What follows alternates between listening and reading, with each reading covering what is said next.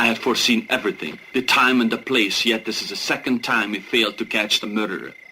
This is the second time we missed catching the one we thought would strike.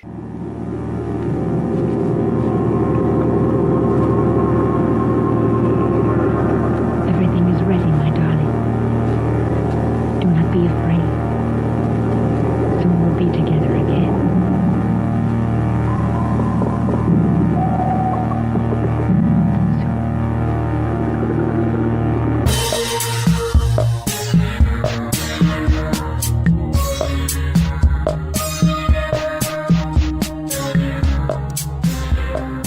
Hello and welcome to Hello, This is the Doom Show.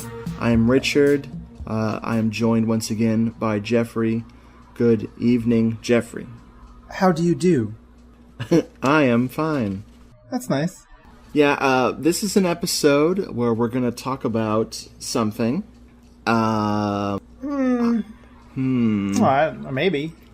It's a little film called Delirium. A.K.A. Delirio Caldo from 1972, directed by Ralph Brown. No. His name is Renato Polselli. Yes. He is also the writer, Renato Polselli, of this movie, as well as the producer, Renato Polselli, of this movie. He is a man of many hats. Oh man, I wish he'd done something else for this movie besides be a genius. Well, you can't ask him for too much. If you were to pick the demented, brain-damaged, and all-around diseased step-cousin of In the Folds of the Flesh, you would have this film. Yeah. This is really weird, folks. Yeah, I mean, those two movies are really nothing alike in plot, but boy, oh boy, are they very similar in tone. You watch one, you'll think of the other. Yeah. Whoa. This has less vultures. Oh, true. Too bad. Well, Lame. It's not like the other movie really needed them either. They were just featured players. Yeah. I'll play something of a trailer for this. I haven't even looked online to see what kind of trailers exist for this. I get annoyed with the Italian, especially giallo trailers. They're really long. I'm pretty sure this one has a really short, pretty awesome trailer with great music. So well, then I will use that. Please do. I don't like those long trailers, especially with the giallo ones that show you all the kills. And sometimes the killer, just for fun. Guaranteeing you'll go see it in theaters, right? Right.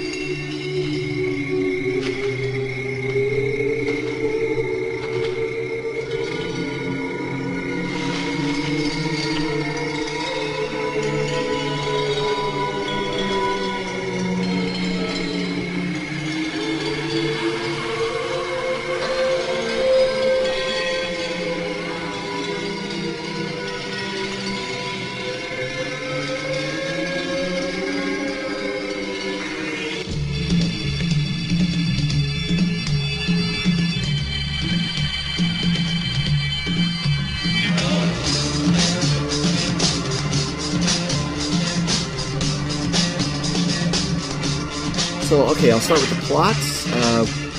Real quick, this is a soap opera writer gets hit on the head and wakes up as a character in his own show. Oh no, wait, I'm sorry. Wait, That's Delirious, starring John Candy. We can talk about that in another episode. Damn, I think we're gonna have to pause, and you're gonna have to go watch the right movie. Oh shit! Same director. Not so much. You could convince me. The film opens with a girl. I'm assuming it's a girl. It's very nice legs for a man. She is standing by a jukebox, which all the kids used to put money into to play music. And she has a very short skirt, and it is attracting the attention of a creepy guy watching her from the bar. By the way, they're in a bar. Yes. She selects the soundtrack to this film, just by coincidence. This really starts kind of like a Quentin Tarantino film. You get a close-up of feet almost immediately. Perfect. And cool retro tunes. This is the secret directorial debut of a very young Quentin Tarantino. Very young. It's like 5. Yeah. Quentin Tarantino's probably like 80 years old now. I have no idea. I don't think he's that old. The girl, known as First Victim, is played by Stefania Facio. Is that really her name in the credits? Yes. The gentleman watching her is Herbert Leotak, or Dr. Herbert Leotak. Is that how they pronounce it in the movie? That's how I say it. I thought they were saying, like, Lutak. Lutak? Maybe the Y is silent. Yeah, I didn't hear 3 syllables. Leotak! Played by Mickey Hargitay. Oh, Mickey. Oh, boy. You're so fine. While he's distracted by this girl, the barman, played by Marcello Bonino Olas, who I only mention because he's so important. Well, he comes back. He does, and it's stupidly important. But he's trying to give him his drink. The guy's not paying attention to him, so it's like he's getting annoyed with him. The girl is on the phone with her friend, and she is trying to get a lift to the disco. As all the kids are wont to do. Heck yeah. Robert. Is it Robert? No, Wait, Herbert. Sorry. Herbert. Already forgot who he is. Just think of him as Herb. Herb Tarlick. So Herb, I love saying that name, offers her a lift to the disco, and she graciously accepts because he is just a beautiful, sexy man. So on the way to this disco, they're having chit-chat, and then they kind of stop having chit-chat, and oh, God. He keeps looking over at her legs, and he can't he can't even manage to look at the road because he's so distracted by her legs. And I think the issue here is that what he's really seeing is that he spots some spiders crawling all over her legs, and he wants to tell her about them, but he just can't bring himself to do it because he doesn't want to like freak her out. Yeah. Oh, I know. Yeah. No, it's like when you're on a date and the girl has something in her teeth, so you immediately start trying to bury your hand in her crotch. Right, exactly. But this is it's a horror film, so it's a spider on the leg instead of spinach in the teeth. This scene makes me so uncomfortable. He is pawing, groping like she had gold hidden inside her, man. It's so uncool. Like, I don't like this part. Luckily, he pulls over and murders her, so that makes me feel better. Yeah, he chases her off into the day for night. Into a day for night. Is it like a stream or a lake? Yes. Well, I think it's a stream. It's not a lake. That doesn't make any sense. But it's a raging stream. And then he strangles her, rips her dress off, and then ultimately beats her to death. And I think that his problem here is he's just come on a little too strong on the first date. I don't think he's going to get a follow-up. The first rape. Oh. But the funny thing is, when they ran out across the stream and the day for night filter kicks in, my wife is watching and she goes, "Too bad they didn't wait till moonset." This is a great day for night effect because you can see everything perfectly in the car, and then they walk outside and you can't see anything anymore. But yeah, he is knocking her down in the stream. Does he find a stick and just bludgeons her to death? No, I don't remember. He definitely beats her to death in some way. After tearing and rending her clothes off. Ugh. Yeah, so this is our protagonist. This reminds me so much of frickin' Night Evelyn Came Out of Her Grave. Oh, yeah, absolutely. It's like, oh, I like this guy. What's he gonna do? Man, I wish Renato Polselli had done like a sequel or something to Evelyn. That would have been good. Or maybe this is the sequel to Evelyn. Perhaps. So immediately we cut to a police station. Yeah, and we meet two clueless detectives who are wearing bandanas for shirts. Oh man, they're so beautiful. We have Inspector Edwards, played by Raoul Lavecchio, and Willie, played by Willie Darnay. And man, we're going to get all up in Willie and Inspector Edwards' business. And there's also a cop named Richard, but we'll get to him later. I just love when there's people named me in a movie. Yeah, it's because you're a narcissist. What? Yeah, I know. So Really, anyway. the podcast and the website and the blog and the band. Look and at all my the accomplishments. zine. Everyone pay attention to me. Thanks for psychoanalyzing me, duder. So Detectives Blood and Crips tells us that this is the 7th serial murder. Yes. And they are clearly on the case. And oh yeah, they're talking to the barman, and he is informing the cops about what he saw. We'll come back to all this. Back at home, we'll call this home. Herbert is visiting. There's a girl, some random girl walking out. We'll find out who she is later. Kind of.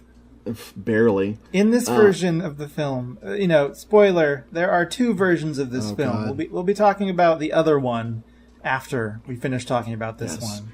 This This character is much more clearly defined in that second one. Yes. Here she's just kind of a person. You said this was the international version, right? This is the international version. Okay, not the American version, because we need to just hold off on that, like you said. Yes. Okay. We meet Marcia, or Marzia, whichever. She is Herbert's wife, and she is played by Rita Calderoni. She's playing piano. When her husband shows up, she freezes completely. He tells her he forgot his cigarette lighter. As she watches him move through the house, she kind of follows him around, and he unlocks a very elaborate chest on a dresser. All of this is very suspicious, very strange. The maid shows up, and she's also rather suspicious. But the husband leaves. Herbert just leaves after all this. What the hell just happened? I don't know. Well, he got his lighter, so he's good. Sure. Finally, the cops got folks at home. Like, I'm really not trying to just be disjointed. I have very detailed notes. I do This as is well. the most notes of any film we've done so far. The movie cuts between these various plot lines pretty fast and furious. So it's easy wild. to get lost a little bit. Yes. The cops ask Dr. Lutak, Herbert, about the dead girl, and he just denies everything. He has no connection to it. Then they roll out the barman. Yeah. And this actor explodes into life. Like, he is dressed like a 70s, like, disco pimp or something, minus the hat. And he's, like, gesticulating, like, I know you, I know him, and he, makes this connection. So that, of course, now, instead of just being, like, cool or smooth about it, Herbert gets this, like, far-off, dreamy look in his face, and it's like, oh yeah, that girl. I remember her. You didn't specify that girl who I gave a ride to and then murdered in a stream. No. Yeah. Good liar. Very good. So back home, we see Marcia is opening the chest that Herbert was tinkering with. She pulls out a pulley, like one of those things you run rope through, and then a bloody shirt and a bunch of other little trophies, like maybe my husband's a serial killer. Yeah, and this is his keepsake collection. The phone rings, and it's Herbert telling her, the cops suspect me of... And she totally completes the sentence, killing the girl at the stream. And he's like, why, yes, killing the girl at the stream. I swear it plays out just like that. It's so... awesome. They have such a close relationship. They complete each other's sentences. The whole thing is played completely seriously. Like, oh, this is all brilliant. So he's going to spend the night in jail. And she's like, okay, I'll wait up for you, honey. He specifically says that he's going to be a little late. I guess that's euphemism for a prison. She's used to this by now. It's the 7th one. Come on. Next thing we know, a girl who, in a very short miniskirt, who I found out is named Louisette, but I couldn't find any more info about this person. She's in a very short miniskirt. She's alone in some kind of park, and she's being accosted by someone on a motorcycle. She immediately runs to a phone booth and calls a newspaper office. Because that's who you call. This blew my mind. We have all these cop characters, and she calls some people we never see again? I kind of don't blame her. These cops are pretty terrible at their job. Oh, they pull some real freaking amazing police work later. I mean, they've already let 7 people die. Pretty soon, they're going to let somebody die right in front of them. Oh, it's brilliant. Yeah. Oh, man. So, yeah, call the journalists. They might... I don't know. The killer attacks her in the phone booth, just bursts right in, and strangles her to death, I think. Yeah, before he does that, before he or she does that, he's like sliding his knife through the slots. They're like the slits in the phone booth. That's a pretty cool touch. And she's not disturbed at all by this, or I guess not as disturbed as she should be. It's like she's pretending it's not happening. I was gonna say she's kind of acting like she's having a stroke. That's most of this cast. They're all recovering stroke victims. I wonder if she just thinks that this killer is just really somebody who desperately needs to make a collect call. And so she's not all that disturbed by it, just kind of annoyed. Did we mention this is a giallo, folks? Yes. This is definitely a giallo. This is when you realize it's a giallo. Because this person has got the, kind of got that strip nude for your killer kind of get up kind of going on. Yeah. Love it. But this ain't no strip nude for your killer, folks. This is much weirder. This doesn't end in surprise butt sex. But that's pretty weird. Or does it? The cops and Dr. Lutak arrive way too late to help this girl out.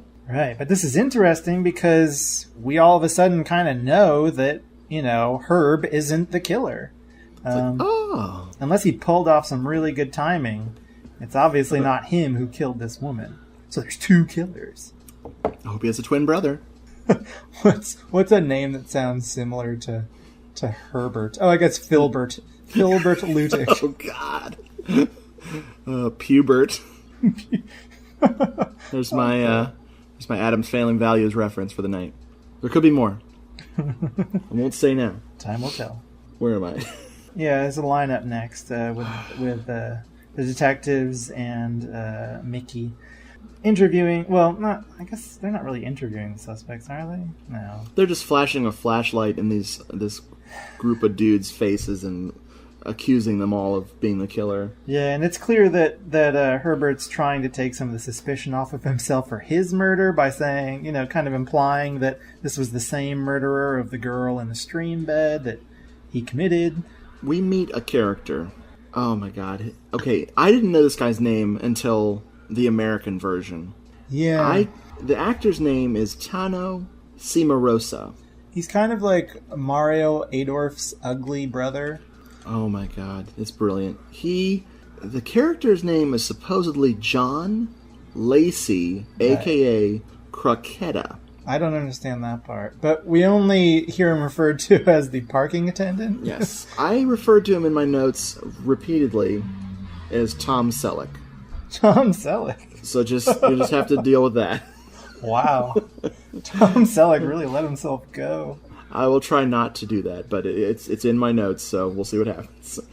He is an angry man. He has blood on his shirt, but he says it's because he had a nosebleed. We don't even get enough to, figure out what's going on with this. It just jumps to Herbert back at home with Marcia. They love each other, but not it's sexy physically. Time. Well, they get kind of sexy here. The honestly. maid... did I mention the maid? Who was it? Her name is Lowell. Lowell or Laurel, depending on your your speech impediment. In the subtitles, it's Lowell. Lowell. And it's Christina Perrier is the actress. She is in the doorway while Herbert and Marcia, and just goes bonkers, fondling herself. She's licking her shoulder. Yes. And like frantically fondling her exposed breast. Okay. If you remember nothing about this movie, the shoulder licking is crazy. I mean, like, yeah, there's some beautiful ladies in this movie. We're going to see a lot of naked flesh as this movie goes on. But for some reason, the thing that sticks out the most is that shoulder licking. Absolutely. What the hell is she doing? Iconic shoulder licking. I'm imagining that Polselli's direction to her at this moment was like, okay, imagine you're a cat trying to masturbate. And there's some peanut butter on your shoulder. She just ran with it. Damn, she went method and shit. For some reason, the angry dude, a.k.a. Tom Selleck, a.k.a. John Lacey, a.k.a. Croquetta, bangs his head on a gate. He's running for some reason. I guess he's leaving the police station, and he's running and doesn't see that he's about to run into a gate, bangs his head on it, and in English, I believe he says, "God damn it," which is weird because a lot of his cursing is in English. Well, you know, cursing, it transcends language. It does. And then we immediately go into a dream sequence. Yes. We have Laurel, and we have Marcia, and a third woman. It's that third woman who was leaving the house when. We'll go ahead and we'll name her now. We'll make her be obscure any longer. That's Joaquin, played by Krista Barrymore. Mm-hmm.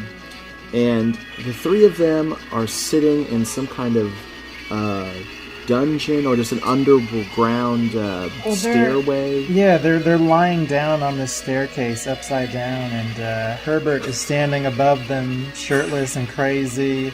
And the screen flickers between them having clothes on, them not having clothes on. This is a wonderful sex dungeon, psychedelic rock freak out. Pretty cool stuff. Swirling cameras, crazy music. It's really crazy. You know, in essence, it's just the typical male fantasy. Every night. As soon as the dream sequence is over, my favorite frickin' thing I've seen this decade happens. Marcia wakes up. Apparently it was her dream. Yes. And she's laying in the dark in the bedroom, looking around the bedroom, and just, you know, she looks over here and she's looking at the ceiling, and her gaze finally drifts to the pillow next to her, and Herbert is awake and staring at her in the face. We get a nice stinger over the soundtrack. And if you listen really carefully, like turn your volume way up, you can hear Herbert with his mouth closed singing to her, "I only have eyes." Yeah, so it's there. Just turn your volume up. I thought he was saying incense and peppermints and... No, it's different. I don't know. But that's... What the fuck? Like, it is so great, because you almost expect... him to start snoring, like he sleeps with his eyes open or something, but it's all just totally serious. And then, you know, it segues pretty quickly from that creep show to him then lovingly choking her while a gentle love theme plays. He's a little rough. But he refuses to murder her. He stops his love play and says, "Nope, I'm not going to do this." Yeah, you can't, not to you, he says. Not to everybody else, but not to you. Which makes her sad. Yeah, he can't get his strangle on with his own wife, which is pretty much the giallo version of impotence. He tells her, "I know it's our anniversary, but I forgot to give you this card that I wrote for you." Now, this is not your average, greeting card. It's this really elaborate letter that he gives to her. I will play the English audio of her reading it. It is totally insane. Jeffrey, do you want to sum up what's in this masterpiece of love letter? Yeah, well, my favorite things from this love letter are actually absent from the American version. Well, hey, there you go. Yeah, they drop a lot of the crazy stuff. Like he says, here's some quotes. Quote, "I am an impotent fool. Let's get a divorce." His note also reveals that his wife is still a virgin. Whoops. Ooh, he hasn't sealed that deal. And there's some really nice 8th grade poetry when he says, "My heart is blinded and filled with death." Ooh, I like that. And the creepy thing about this is he's just standing there watching her as a voiceover reads it for us. Oh, man. Marcia, listen. You know I find it very difficult to say things. Personal things, it is. So I wrote you a card for a wedding anniversary. And yesterday I forgot to give it to you.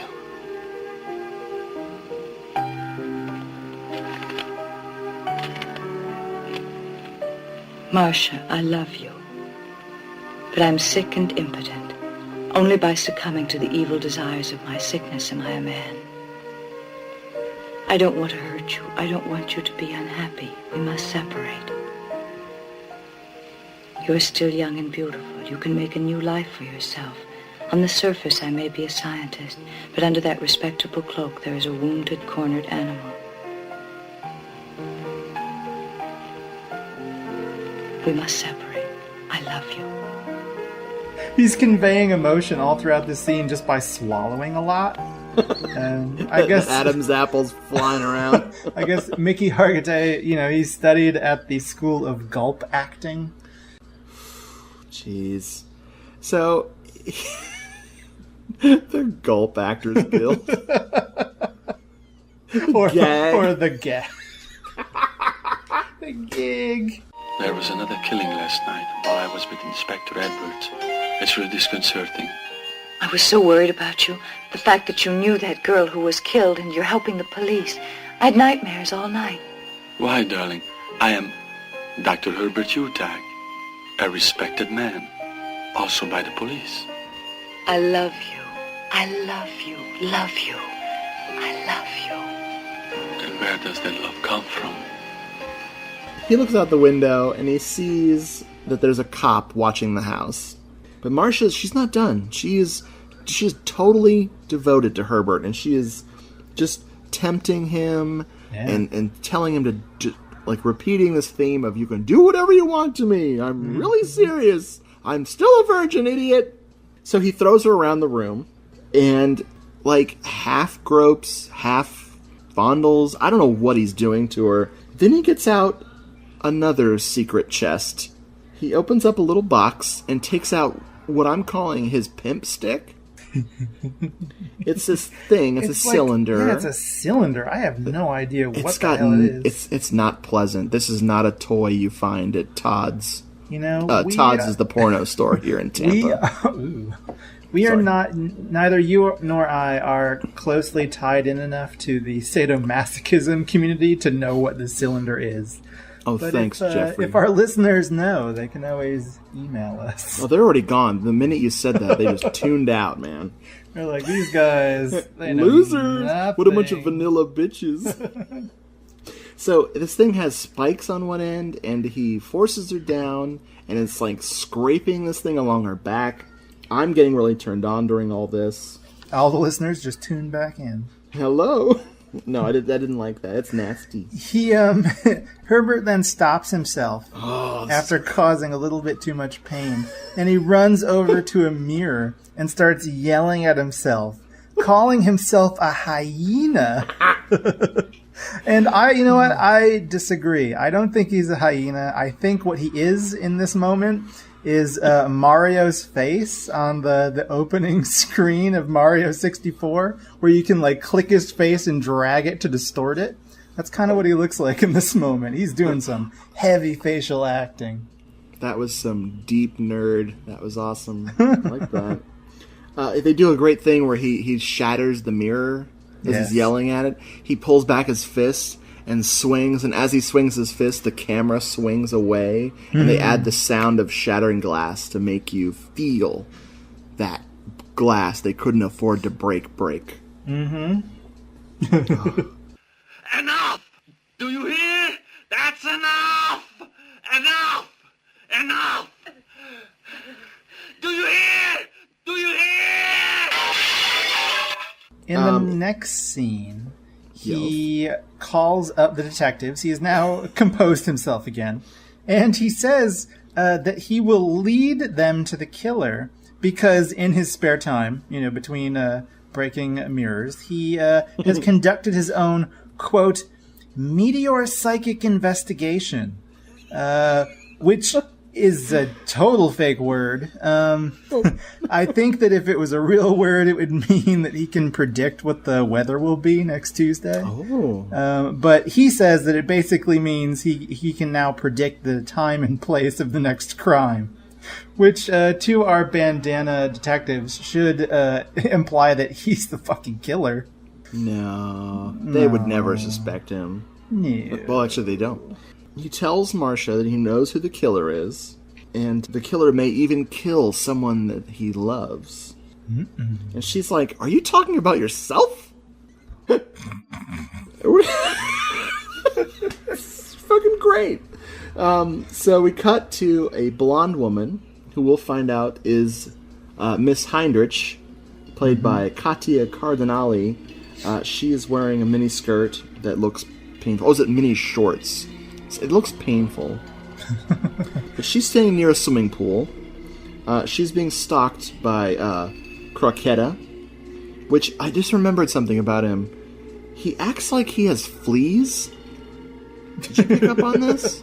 No, I didn't. He's constantly grabbing at something in the air around him, and I think it's supposed to imply that he actually has fleas. Well, later on, there's a housefly that's bothering him. Oh, okay, maybe that's what it is. I think the implication is he just smells really bad, so bugs are attracted to him. Honestly, I gotta be honest, I didn't take many notes about him because whenever he's on screen, I just kind of want to look away. He's kind of a grody dude. Kind of like Tom Selleck. So, Herbert is there, because Tom Selleck is stalking her. But then there's another girl? Well, because this is a stakeout. Right. Right. Because he called the detectives up, so Herbert with the detectives, and I believe Miss Heinrich. Mm-hmm. She's being used as bait. Right. But there's another girl who happens to be in the park. And she's wearing a very revealing top that might as well not even be a top. It's like this crocheted thing that's just open, which, sure.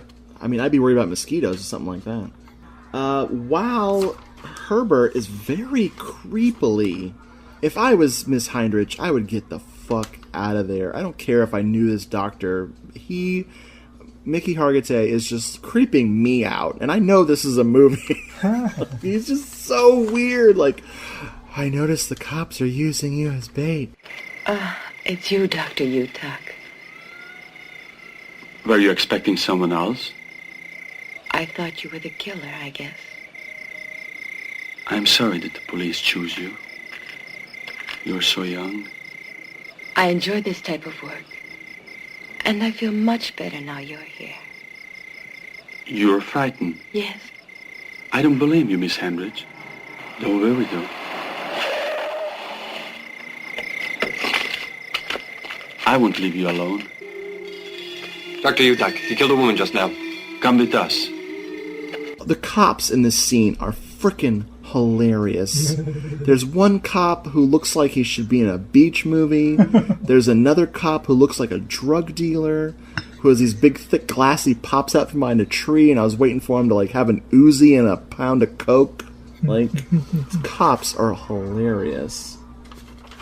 While they're doing nothing, just waiting for something to happen, this other girl gets stabbed, distracting the cops. They all run over there. Croquetta runs over to tell the cops he's not guilty. He's like, I'm here at the murder scene. I have not killed anyone. Hello? I just have the worst luck. As they're standing there, there's a murder weapon on the ground. There's the knife that is the knife that was used to kill the one girl. It just disappears. Someone grabs it and runs off with it. Mm-hmm. We'll find out who that was very soon. Immediately. Exactly. Not a lot of waiting there. Marcia gets a call from Miss Heinrich, and she admits that she's the one who's hiding the weapon. She needs to talk to Herbert immediately. Mm-hmm. She has information for the cops, but she wanted to call Herbert about it first, but she's going to call the cops next. So... Yes. I think we'll probably lose track of it if we don't mention it now. So, I mean, the knife that she found, she recognizes it as Herbert's.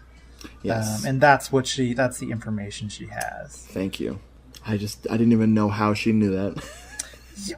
And I've watched this like 5 times. Remember when I gave you that knife for your birthday? Why did you kill someone with it? How did these people even know each other, actually? Exactly. No connection. Well, no, I guess it's kind of implied that Herbert Lutic has been working with the police department for a while, maybe? Yes. And so I guess he knows her from there. But how she knows the his knife repertoire is unclear from that information. I don't know. Maybe Just accept it. It's because of his meteor psychosis prediction thing. Anyway, it doesn't end up mattering because immediately after Miss Heinrich makes that call, a sinister flashlight breaks into her home and tries to kill her. Oh my god. The cops have stopped for coffee. They're on their way to go and get this information from Miss Heinrich, and they totally... Willie is like, I'm tired. I need something to pick me up. Okay, let's stop for coffee. They actually have this conversation in the movie. It's so good. They don't just show them stopping. They actually talk about it. She gets whipped by the killer. She runs into the bathroom, and of course, the killer drowns her in her blue bathwater. Yeah, she's thrown naked into a tub of Listerine, and her gingivitis is straight up murdered. Thank God. Oh no, she's actually dead too? Well, yeah, I mean, consequently, she also dies. Whatever. They reused this bathwater in, oh my God, what is that one? Oh, Watch Me When I Kill. Yeah. Yeah, that's why it was so milky and gross in the other one, because it had all that dead skin in it. Disgusting. Hey, it happens. Whoa, making connections. Our next shot is of the parking attendant washing blood off of his hands. Oh, man. Because some reason. I don't know. Yeah, the movie's really trying to throw you off. Well, not particularly really, well. It's working in a different way. Yeah, well, it's definitely throwing us off, but not in the way that maybe intends. The cops get to Miss Heinrich's apartment. They hear something in the kitchen. It's puppies. Is it? Yeah, they hear something and they go in, and I think the milk has been knocked over, and there's just 2 puppies climbing around, licking up milk off the floor of the kitchen. Are you serious? Is that an actual thing that happens? That is actually in this movie. Why did I not write that down? Because it is totally weird and doesn't have anything to... I guess I was distracted by the fact that they finally changed out of their bandana shirts, and now they're wearing pastel Easter egg shells. Very fashionable. Yeah. They find Miss Heinrich naked, sitting in a window. As you and do. The one guy... Exactly. She was trying to air dry. I can't afford towels. I'm Miss Heinrich. The one cop immediately... Willie, of course, because he's so stupid... He runs to go save her, keep her from jumping out the window. The other cop's like, no, don't bother. And then her body goes flopping out the window. Mm-hmm. It was tied to a little red string, and somehow the one cop knew it was a setup. Willie is distraught because he thinks he just missed stopping her suicide. I opened that door too fast, and the gust of wind knocked her out the window. I'm a murderer. They look out the window, and her body, naked, is laying down there with blood around it, and that string, presumably. Oh, man. And they all comment to themselves, does it smell like Listerine in here, or what? Man, I want to try that. This girl had some good oral hygiene. So we cut from this scene to more of Marzia's sex dreams. Oh, man. In this one, Lil and Joaquin are rolling around naked on the ground while she and Herbert are chained by the neck to the wall. This is so great. This is my favorite incident of lesbionics in this movie. And That's what I call them. the two free women, or at least one of them, gets up and releases Marcia from her restraints, and she goes to join them. And Herbert is just freaking out at this because he can't join in. And I don't think we can really blame him for his anger here. I mean, here we've got 3 gorgeous naked necks in front of him, and nobody is strangling them. It's a crime. Oh man, that's the least erotic thing I've ever heard. How could you not strangle those poor necks? Give them what they want. They're just waiting for him. They're so supple. After this dream sequence, the cops are trying to work out this case, man. They're going to solve this shit right here, right now. No, they're not. Nope. They go see Richard, the cop, played by Max Dorian. He's very important because his name is Richard. No. This is awesome. This is so great. They go to Tom Selleck, a.k.a. Croquetta's apartment, and it's a total dump. It's just a shitty, ratty-looking apartment. There's a great moment where they realize he must be close. The guy couldn't have gotten away. We have to find him. So they say, let's go find this guy.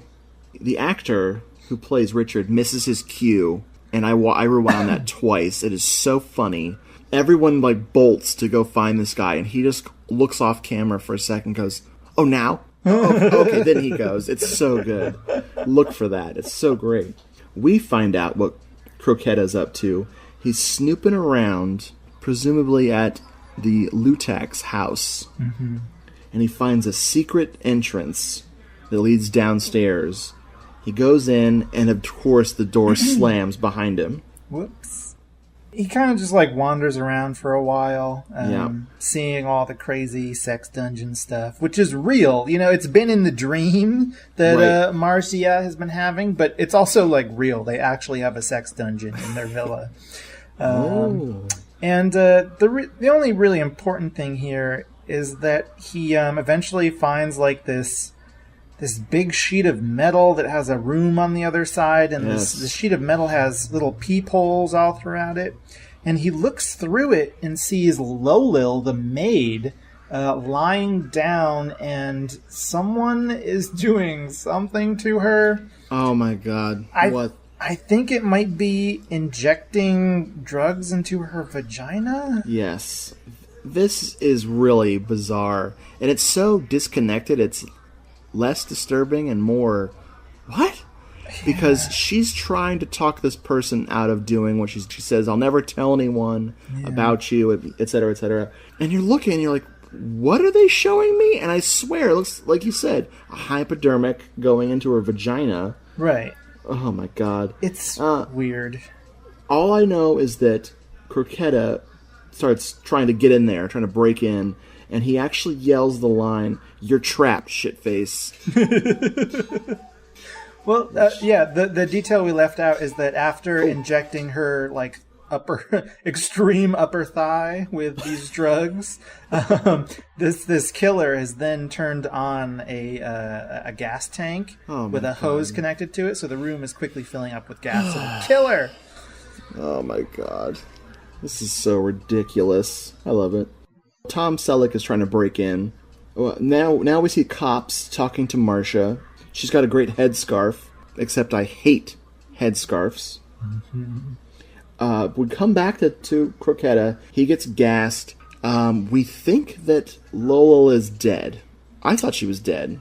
Yeah. But it's a miracle. We'll find out later. There are a couple people in this cut of the film that you think are dead and then are not dead. And now we cut to something really disturbing. Herbert is driving around, and he finds a young girl. Her name is Florence.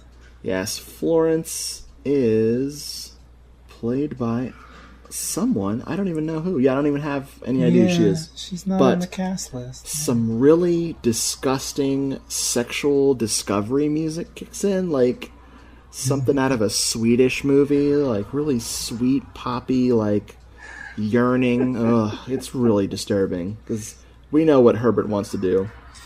Yeah, he picks her up, He lies about his identity, pretends that he's a professor.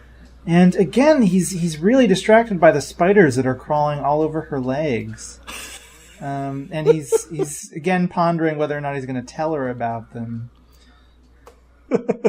Ultimately, they just decide that they'll split up for now and meet up again later. Ugh. And hopefully then he'll gain the confidence to tell her about the spiders on her legs. Just to slap those bastards. Yep.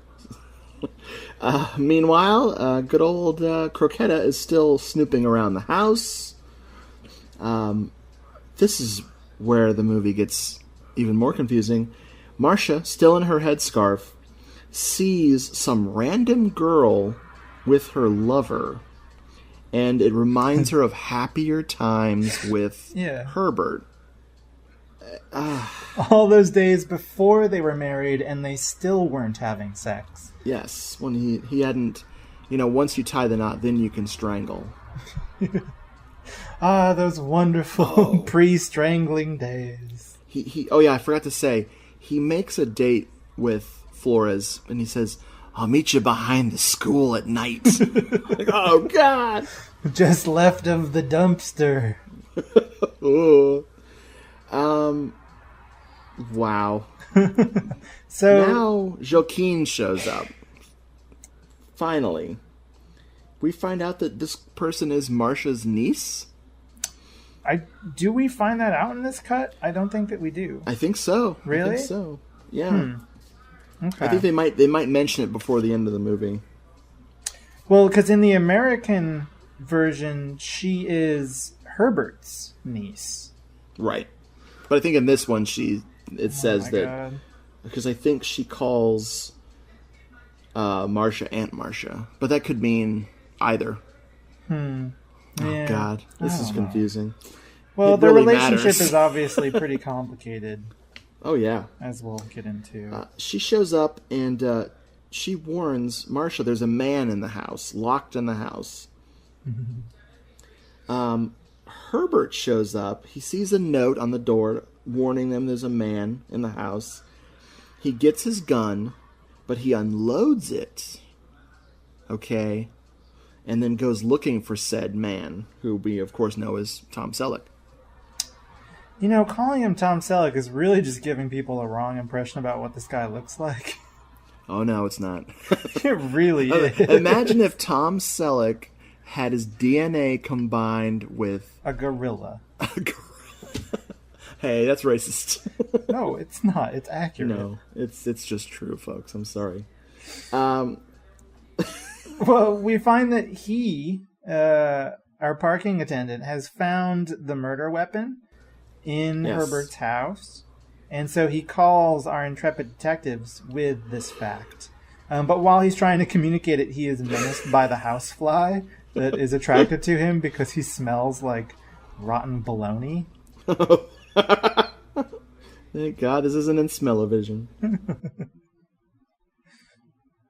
Herbert and he fight down in the basement because we find out that the girl that was killed in the phone booth was Croquetta's lady friend, Louisette. Yes. And it seems to me like Herbert gets the upper hand and strangles Croquetta to death. Yes. But he'll be back later. Yeah. The parking attendant has a wonderful line at this point when he's like smack talking. Herbert, he says to him, quote, "I even counted your hairs, which are dirty." I missed that. I don't know exactly what that God. means. What? But yeah, he strangles him with a chain, and we assume that he's dead. The detectives arrive. They tell us he's dead. And then a couple scenes later, he's not dead. Right. So, I don't know. The cops are saying, well, it must have been an accident. Give him that wink. Like, yeah. And for no reason at all, Mickey Hargitay has his shirt off in this scene. He does. So weird. He built up too much of a sweat. He had to change. We find out that we find out that Lowell is alive and Yeah. that she's recovering from her almost death. And Yes. vagina injecting. And in this scene, Herbert helps her along by dribbling some water all over her face as she lies basically topless in a hospital bed. That's not how you treat people. That is, however, how you baptize people. They're still in their house.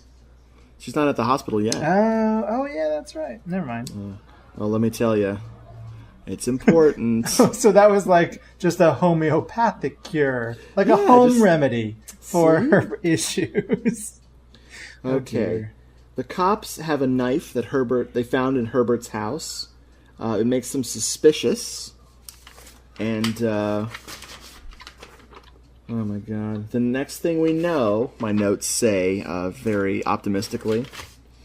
Oh my god. My notes are so fucked up at this point.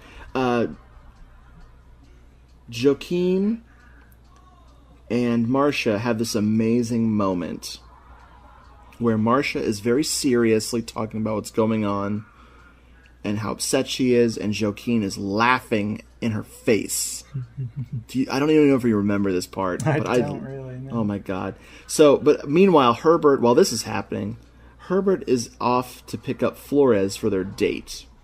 Well, right before this, there's something I got to bring up because please do. It's so crazy, and the product of sloppy script writing, we might say. One of the detectives, I believe it's Edwards, throws out one of the craziest. I want to say mixed metaphor, but it's more like a mixed simile. It just blows my mind. He says, quote, "The crime fits together like a Pythagorean chart." Oh my god. With some commas missing. And I'm gonna put those commas back in, damn it. Thank you. What the fuck is he talking about? Thank you for recovering that fumble. That I've totally forgot to write that down. That is genius. What are we doing here? I don't know. Why are we talking about this movie? It's so amazing. At Flores and Herbert's date, he gropes her, but only with his eyes. He tells her to go away. He finally comes to his senses, about murdering innocent women, and sends her away. We know she's innocent because she's very spacey. As they're driving around, she just starts talking about how silent it is. She says, "The silence here is incredible. Not even the crickets are chirping. Mom would really like it here. She always says she's haunted by noises." What? Oh, man. She just became the most important character in the movie. Well, she's got those commas. Like all of these characters, she is a poet at heart. Oh. Joaquin and Marcia are doing something with Lilel. They're tying her leg with a string and smacking her around, presumably trying to get her to tell what she knows about the killer? Yeah, the movie wants us to think that, again, here's another home remedy, in that they're tying this string around her leg to help get the drugs out. But what I think is really happening is that Lolil has a case of the leg spiders too, and they just spun their web around her leg in a really nice pattern. That's my guess. This is, speaking of poets, wow, Jeffrey. Thank you. So, the phone rings. They answer it. No one's there. Suddenly, sound starts playing. The lights go out. There's voices. There's music. There's just noise. And doors are slamming. The whole movie goes completely insane. You might even say it goes delirious. What? I just wrote down poltergeists? Like, what is happening? My favorite thing ever filmed with a film camera is Joaquin rolling around on the floor, panicking, but then she rolls over to a tape recorder and hits stop, and he's laughing. I think this is I think it's called the, quote, "Oh yeah, what's the name of our movie again" scene. I think it was actually labeled that in the script. A delirium scene. Yeah. It makes no sense at all. I have no idea why this is happening. Joaquin goes from very jovial laughing at her little joke to deadly serious, and it's one of this woman, this actress who plays her, is so funny. Like, everything she does cracks me up. She's so hideous. It's great. It's Herbert, okay? But I don't know what Herbert's doing. I don't think the script knows what Herbert's doing. Marcia gets upset after they discover that Laurel, LOL, while Laurel is gone. She starts thrashing around on the floor. She's saying that, Laurel mustn't leave. Then she starts locking the front door and piling furniture in front of it, and just like, this whole sequence takes forever for anything like substantial to happen, but I'm not bored. Sure. It's just so weird. Let's see, we find out that Laurel is with the cops. She's at the hospital recovering. Mm-hmm. Somehow she magically flew to the hospital. And she's on the phone with Marcia. Marcia acts like a spoiled teenager yelling at her best friend. So what? Maybe you did talk to the police. I don't want to talk to anyone, especially you, Laurel. Laurel has talked about it to the police. The police came here and took her away. They know all about it now. Well, it's better that way, right? It's one more strike against that son of a bitch. Yes, you're right. It's better like this. And this is because we find out now, and Herbert finds out, that Marcia is the one who's been killing people. Yes. And as the one who tried to kill Lolo. So obviously Lolo is kind of upset with her too. Right. And we find out that basically Marcia did it all for Herbert, because she knows, obviously, that he has also been killing people. So she wants to throw the cops off the track. Off of his scent, we might say. Although, and obviously they turned onto the scent of Tom Selleck, whose scent is a little more pungent. Herbert then says that, well, you know what? I'm going to turn you in. He's real grateful. Real grateful for her efforts. Asshole. Specifically, he says, quote, "I cannot accept your crimes as a gift. I am Dr. Lutic, and I've always fought crime." What the fuck? I think what he meant to say is fought/caused crime. I was fighting myself over these crimes. Marcia goes upstairs. She's flipping out. She wants to jump off the roof. Joaquin is the one who starts spilling the beans. The cops show up. They're downstairs. Like, "Hey, let us in. Just a minute." Yeah, they're like, "Hold on. We're dealing with stuff here. We got some family issues here." We've got a climax to have." Oh, yes. Joaquin admits her love for Marcia. Right. She's just a very pessimistic person. She doesn't think this is going to work out for everybody. No, gosh. I wonder why. Oh my god, I cannot accept your crimes as a gift. That really is just, this sums up this whole movie. I love it. So, in response to Herbert's notion of turning his wife in, as the ungrateful hypocrite that he is, yes, Joaquin starts beating him in the face with, like, a big whip. It's like a mace, like with the balls with like spikes on it. Yeah, it's kind of like, but it's got like a lot of little balls, right? Ooh, that sounded funny. Anyway, it's a weird, it's something you don't want to get hit with. Yeah, and especially not in the face. And he gets hit in the face repeatedly, a couple times. He's bleeding. He gets knocked down into the sex dungeon. At this point, Joaquin then picks up an axe and just brains him. So, and the movie slips into chaos once again, where Marcia flops down in a bed and is screaming. Joaquin is attacking her. Chokes her out with a chain, actually. Yeah, Croquetta shows up. Yeah, he's still alive. Still alive. Although, he doesn't... do we see him with any other characters? Other than the cops? Because it could be a scene taken from earlier in the... Like, I don't even think he was supposed to be there.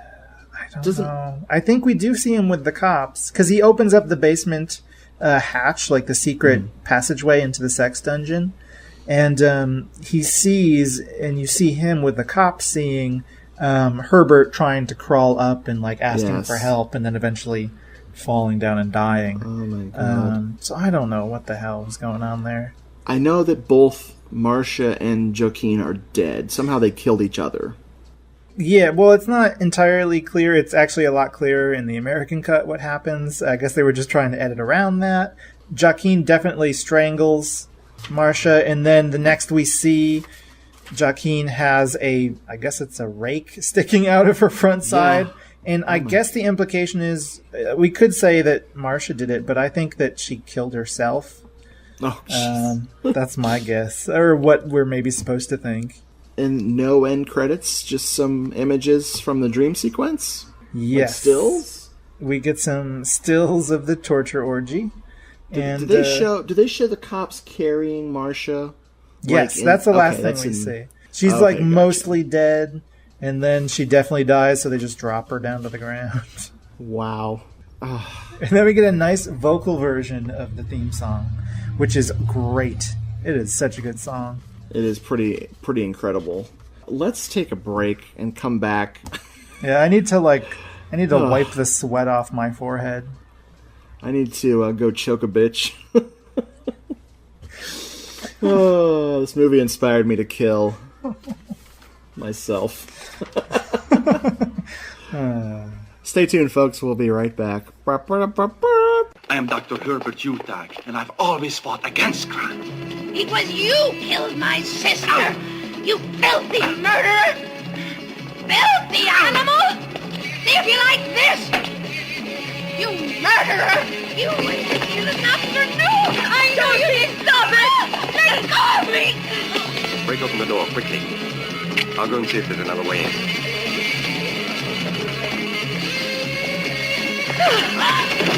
Joking, no!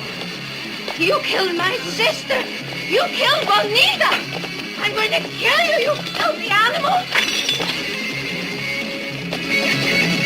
You filthy killer! You finished it here! Leave me alone! Herbert! I'll kill you if it's the last thing I do!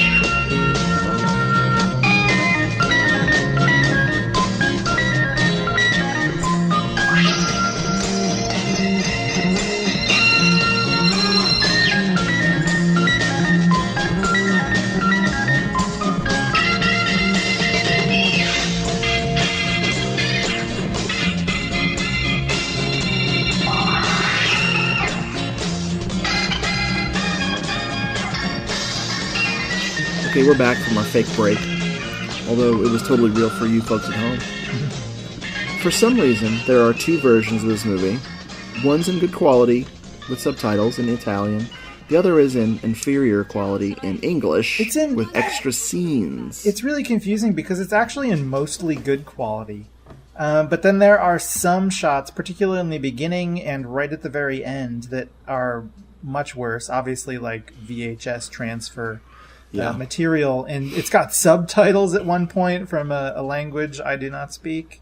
It looked like Dutch, maybe? Yeah, and so it's kind of confusing because there are other scenes that are clearly added on to the that are not present in the international version, but are in the American cut, that are in perfect quality. So I don't know how some of the footage was lost and some of it was not. I wish they included something on the DVD to tell us that. Unfortunately, they do not. No. The implication in the American version is that Dr. Herbert Lutak is a Vietnam veteran. Oh my God. Who totally lost his mind during a battle and was injured, horrible scarring to his face, and meanwhile a nurse watches happily. And the nurse is his wife, Marcia. Yes. This is so crazy. Was it even the same actress, though? Oh, yeah. It definitely was. Are you sure? Positive. Okay. Because of the ending. When we get to the ending of this particular cut, I will throw some bombs down. Oh, shit. Or some Agent Orange, perhaps. I don't know. This some stuff of the is kills... so crazy because the Vietnam stuff, I can't just move past it. Oh, yeah. So, like, they mix in a lot of, like, stock newsreel footage and then some really tasteless stuff of him killing Viet Cong. And we learn information here about Herbert, like that he's an Hungarian immigrant who emigrates in 1962 to America and then immediately enlists in the army in 63 and serves 3 consecutive tours in Vietnam. That is incredibly patriotic. And so for most of the film, we're led to believe that this is what's causing his trauma. Name, Herbert Utak. Rank, Captain. Serial number, 887-63025. Age, 34. Height, 6 feet 3 inches. Weight, 185 pounds. Type, Caucasian. Hair, light brown to blonde. Eyes, green. Marital status, single. Date of birth, April 6, 1935. Place of birth, Budapest, Hungary. Immigrated to the United States 18 July 1962. Profession, graduate of criminal psychology. Date of entry into the armed forces, 4 January 1963. Combat duty, 3 consecutive tours in Vietnam. Combat record, excellent. Decorations, Purple Heart and the Medal of Honor. General remarks, an excellent soldier, totally dedicated. Has won his rank through battlefield promotions. It is noted that due to this dedication, he will require an extended period of rehabilitation prior to re-entering society. Like I said before, the note that he writes to Marcia in this version, all of the references to his impotency is cut out. And all the stuff about her virginity, too, that's not a part of it. And so instead, in place of that, we just get flashbacks to those tasteless Vietnam scenes. Oh my God. And I don't really know how that's supposed to make sense. But No. well, I guess when we get to the end, it makes less sense, but whatever. Some of the kills are a little different, and there's a character, a female character named Bonita, played by Carmen Young, who was introduced and immediately killed off. It's actually one of the most memorable kills, too. It is. It's pretty good. Because he put a plastic bag over her head and then bashes her face. Yeah. She's bleeding in the back. It's wild. So, in this one, Bonita is Joaquin's sister. Yes. And Joaquin in this one is very clearly identified as Herbert's niece. Okay. And so Joaquin attacking Herbert pretty soon afterwards is explained as her trying to seek vengeance for, him killing her sister. Right. Which is not as clear in the international cut. Not at all. But it's also not really clear how Joaquin knows that Bonita was killed. It all happens very quickly. We also get another wonderful kill. It's actually my favorite one in either of the two cuts, where Herbert decides to follow Florence after he tells her to run away, and he strangles her with her own pigtails. That blew my mind. Like, I couldn't believe I was seeing that. I was like, okay, at least it wasn't rapey. At least. Ugh. We also, it ends differently too, in terms of the stuff that we saw in the last cut. It makes a little bit more sense, that concluding brawl between them all. In this one, it's Herbert who strangles his own wife, even though he's beat up by Joaquin. And then, he stabs Joaquin with a rake. So that's how she dies. And then he strangles his wife. And then he tries to escape and is shot fatally by Police Inspector Edwards. But that's not all. It just keeps going. It does. Okay, I'll Please continue. Well, see, this is where it gets really crazy, because then we cut to Edwards, Inspector Edwards, now as a Vietnam soldier in a chopper, flying away with Marcia and the wounded Herbert. And we find out that Herbert has died from his wounds, and that the whole movie has been a fucking occurrence on Owl Creek Chopper.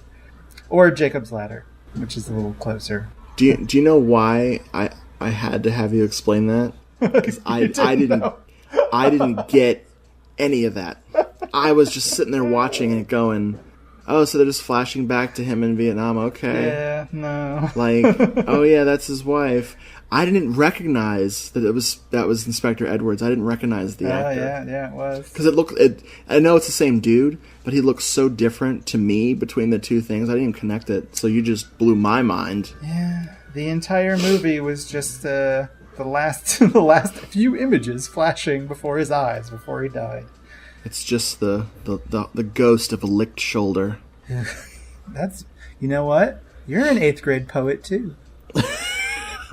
I swear I dropped out before then. Captain.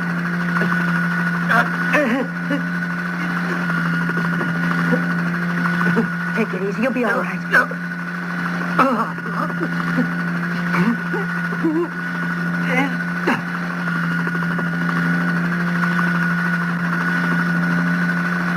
He's dead.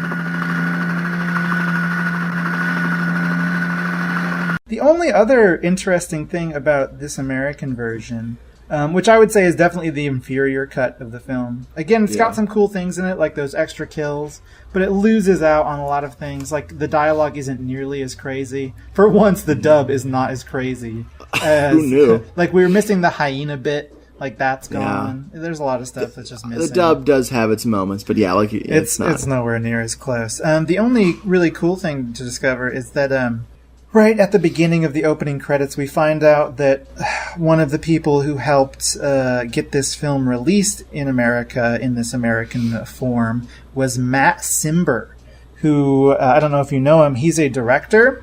He directed the horror film The Witch Who Came from the Sea, if you know that. Oh, wow. He also directed the film Butterfly with Stacy Keach, Pia Zadora, Ed McMahon. What is that? That's like a romantic crime film. Anyway, Matt Cimber, was Jane Mansfield's last husband, and specifically the husband after Mickey Hargitay. Yeah, so it's weird. You'd think that they would maybe not have such a great relationship, these two men, but I guess they did. I guess they were okay. They were like, you know what? She screwed us both over. Yeah. Sometimes when you're really damaged by the same girl, you tend to have a lot in common with somebody. Maybe so. Right, Jeffrey? No. The same girl being Joaquin? Joaquin, no! I mean, I recommend watching both cuts, but I mean, obviously watch the international cut first. Yeah. And if you didn't absolutely hate this movie, which you'd be a fool if you did hate this movie, but give the American one a shot. Unfortunately, when I first got this movie, I foolishly watched the American cut first, thinking that, oh, this is the longer cut, or this has more violence, I'll watch this, and I was kind of put out. No, it's actually much shorter than it's like 20 minutes shorter than the international cut, which is just crazy. I know, and that's including a bunch of extended and cut scenes. It's still somehow shorter. I guess it moves a lot more quickly than the international version, which does get bogged down at times with stuff involving the parking attendant and the detectives. It never gets dull, but it definitely slows down a bit. This one moves a lot faster, not necessarily in a good way.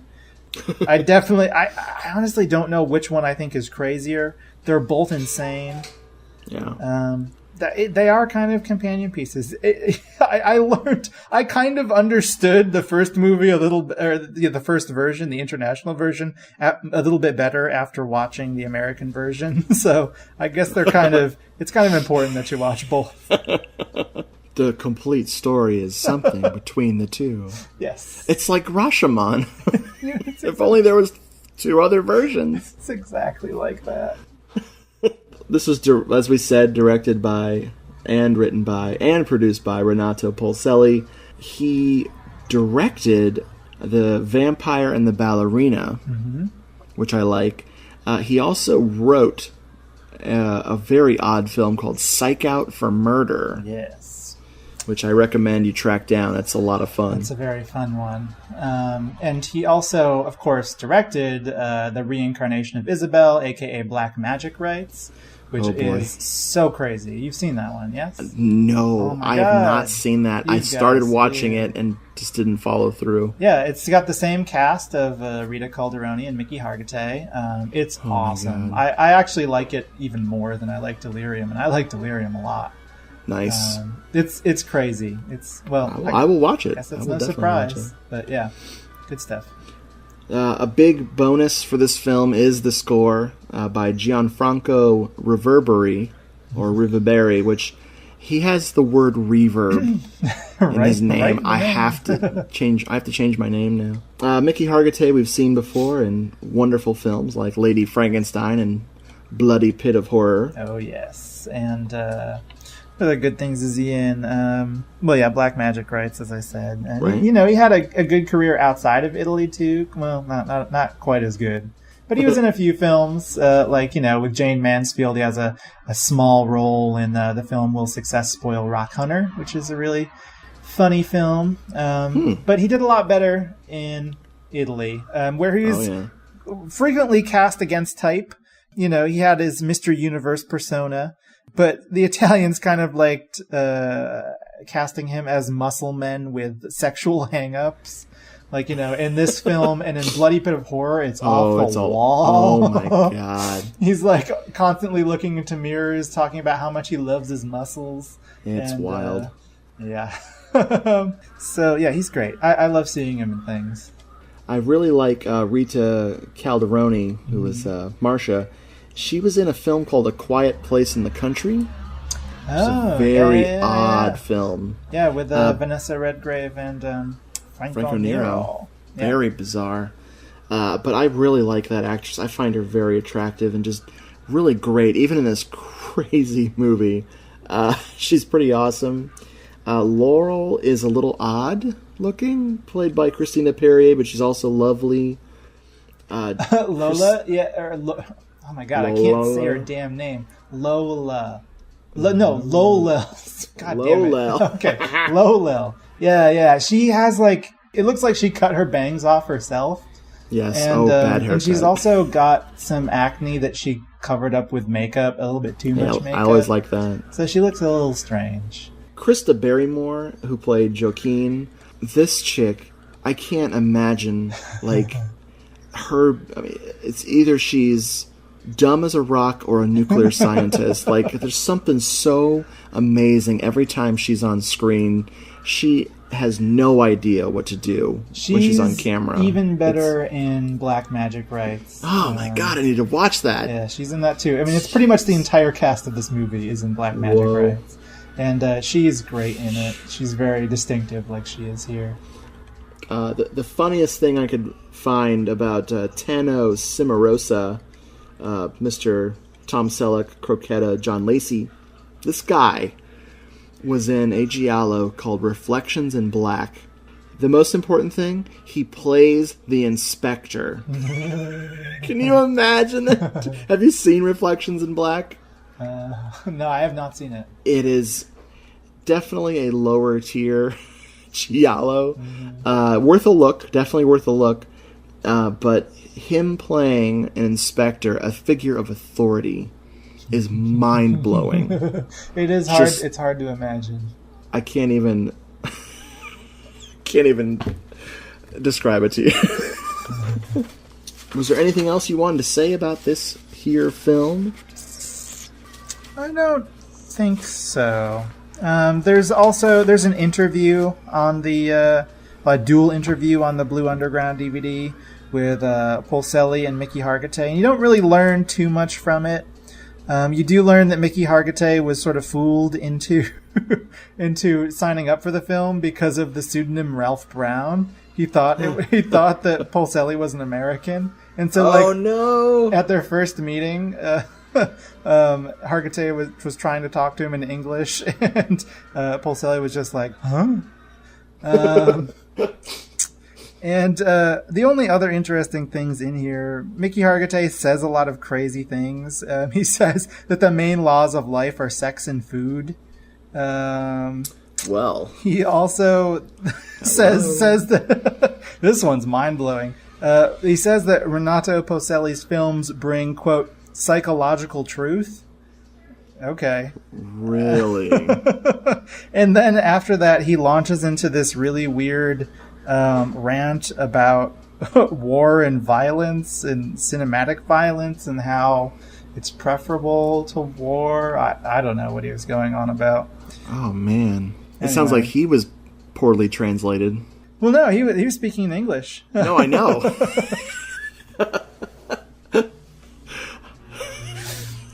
So, in summation, I like this film a lot. It's totally bizarre. It's trash.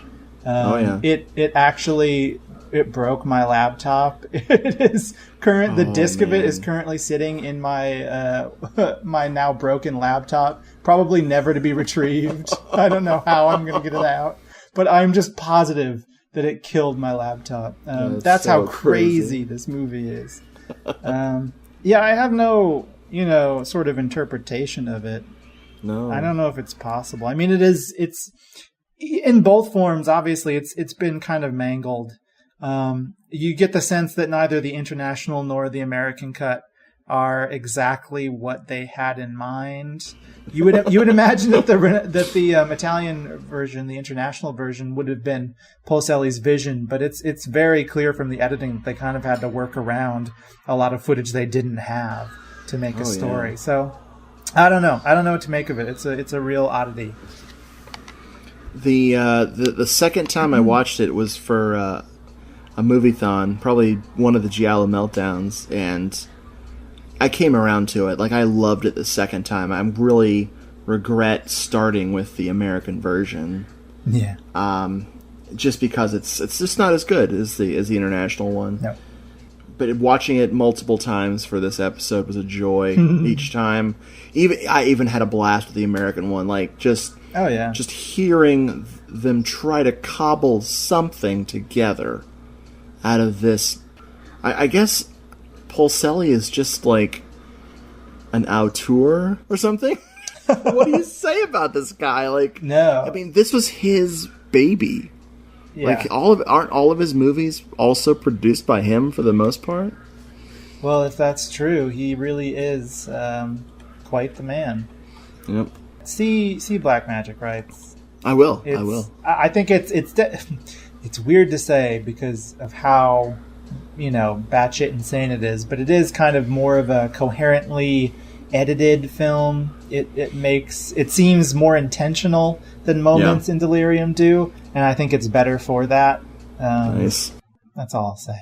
Now, I don't know what the next episode of this show will be exactly, but I do know what Jeffrey and I are going to talk about next time. And like this film, I am very excited to tackle it. Oh. Want to tell the people what it is? Bloody Moon. Yes. Jess Franco's biggest sellout. What? Fine, I'll be a slasher film director. I can't imagine Franco being happy with agreeing to do an out-and-out slasher movie. I can't really imagine him happy, period.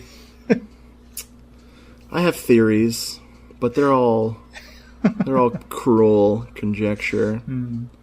I won't even glorify them by talking about them here. Maybe after the show. Okay. But no, I can't wait. Bloody Moon is freaking great and has some of the most incredible dubbing. It's outrageous. It's really something. Well, thanks for listening, folks, and thank you, Jeffrey, for joining me again. Well, thank you. Try not to strangle anyone to death, guess. I don't know. I make no promises. Just ignore those Vietnamese flashbacks where you constantly ram the butt of your rifle into the face of an Asian person. Well, if you'll excuse me, I've got some commas to go put in my Pythagorean chart. I'm going to roll around on the floor and turn off the tape player. Oh my god, is that my cat masturbating over there, or is that just Lolil? Peanut butter on the shoulder. Oh, man. Good night, folks. Good night. Basically what I need is your help in a project.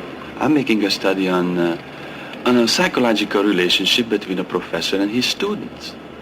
Now, obviously, that requires my having intimate contact with the varied number of students, or I'll never get a clear picture of both sides of the problem.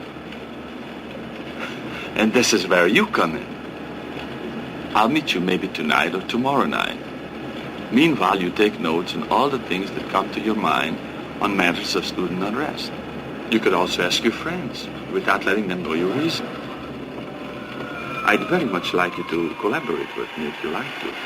I'd love to. I've always wanted to be in research, and my friends will help out. Hey, folks. Thanks for listening.